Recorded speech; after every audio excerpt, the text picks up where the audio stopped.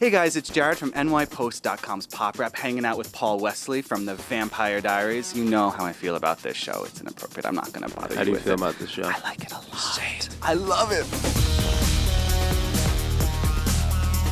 At the end of season 1, I was like, I don't know where they're gonna go. Like, how much more kind of action-packed and crazy can it get? It was a goal of mine to have to make season 2 to make Stefan a little bit more assertive and not have Damon be so sort of possessive over him and in terms of disempowering him. The werewolf thing, you know, it's like an entire B storyline, and it's got its own mythology, its own set of characters. I just like the fact that there's a possibility of them being allies or huge enemies for us. And they're bringing in some new characters.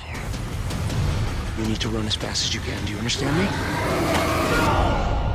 The other introduction in season 2 that's been really interesting in the last few weeks is this concept of the originals. You've got Elijah, you've got Klaus. When Stefan and Damon were introduced, there was such like powerful, omnipotent sort of like these beings, and now it's like, oh, these guys are hundreds of years older, so much more powerful, and it takes it to a higher threat level, I think. Klaus is still sort of this mysterious figure. Will we meet him?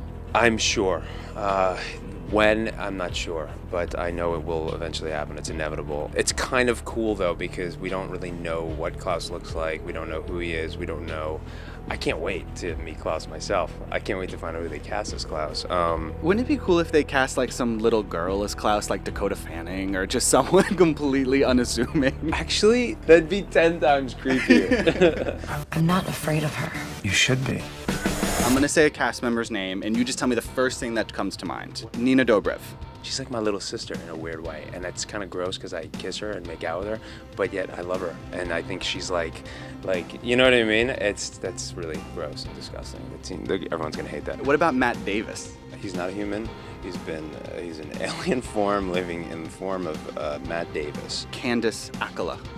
Just bright and bubbly and cheery and chipper and fun. She's the most optimistic individual I've ever met in my life. Ian Somerhalder. My big bro, in a weird way.